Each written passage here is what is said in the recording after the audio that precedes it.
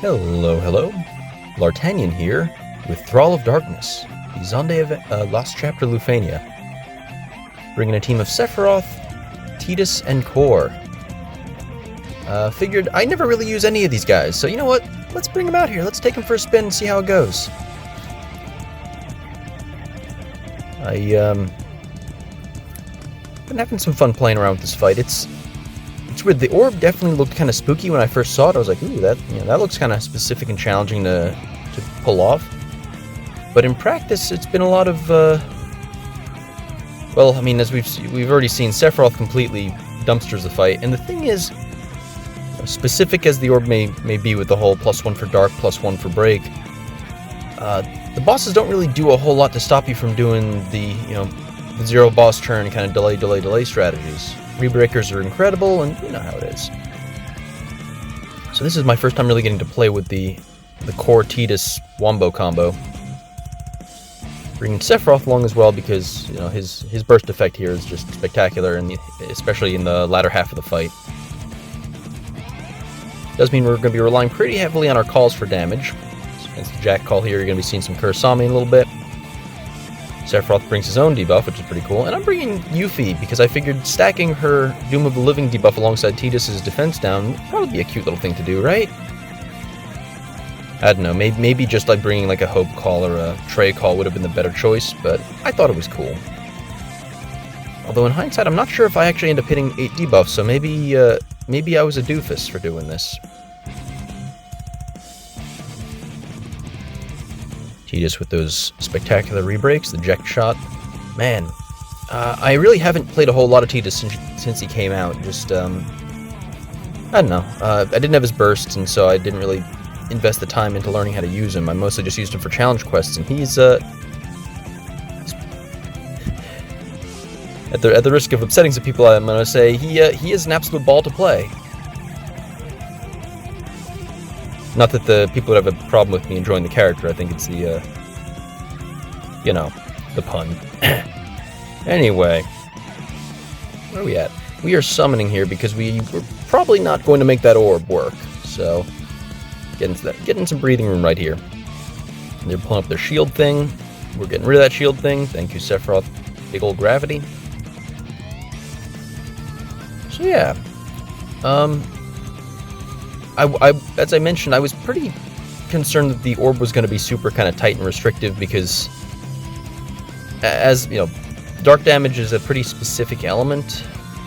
Most of our dark damage dealers outside of Xande aren't going to be hitting super duper often. Golbez is pretty slow. Dark Knight Cecil doesn't have that much AoE in his kit. You know what I'm saying? So I figured we were going to have to do a lot of kind of orb stabilization, and I don't know if you remember, whenever the orb is, +1 for this action, the fight tends to kind of suck. Case in point, the X-Death Astaroth raid, in the event that you didn't bring an X-Death. But in practice, it's been not so bad, because you can just push them back forever and then just rebreak as needed, and do stuff like Sephiroth, do stuff like Tidus, do stuff like Cloud of Darkness. So, that's kind of cool. I'm okay with that. It's always fun to be pleasantly surprised when you look at something and think, oh, wow, that's going to be really toxic and unfun. Oh, it's actually that's pretty good. Pretty fun. So, of course, Tidus and Cor work really well together in general. Something nice about them in this fight, as a pairing, is one of Tidus's quote-unquote weak points is that most of his attacks are single target. And so, like, for instance, if we brought out the Sephiroth burst, normally he'd have to, like, alternate his targeting to make sure he's keeping the orbs up, and the orbs would still be counting down on each, one of them whenever he's attacking. Cor takes that problem away. Similar to how, Young would do the same, Cloud of Darkness would do the same, etc. But in this fight, since you want to break, it works out pretty sweet. It's kind of funny. I brought Soph because this team doesn't really have much in the way of support. I'm going to be hitting some less than impressive numbers throughout the course of it, but I'm going to be hitting them so often that we're going to be fine. We have free turns, follow-up attacks, all sorts of good stuff like that. Probably not going to end up getting around to doing like a no-burst run of this fight, though. As much as I'm talking about, like, oh, this is actually not so bad, I do think you need to bring some pretty specific tools to make it work. at least in terms of power level, you know? Like, the second orb is certainly something of a damage race, unless, you know... And there are ways to mitigate that with, you know, Cloud of Darkness, Sephiroth Friend, Rebreakers, and of course if you bring Xande, it's non-issue. But at the end of the day, it's an orb that is going to be very difficult to boost. So... yeah. Actually looking here and thinking, counting the orb and realizing, you know,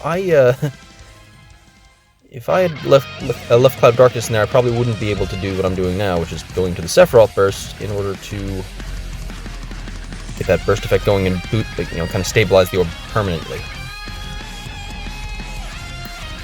It's funny, I think this is like my first or second time using Sephiroth in Lufenia, at least in a video, since I tokened the damn burst when he got his LD boards. I tokened it because A, unique effect, and B, it's Sephiroth, come on. The problem I kept running into is, you know, I basically was always able to use Golbez instead of him whenever the option presented itself, because they had similar power levels in a lot of ways once he got his boards. Really, the things he had going for him are, you know, the gold debuff, the gravity on his EX, and his burst effect. But it's cool to be able to kind of bring him out and make him work here, even if he spent like half the fight on the sidelines.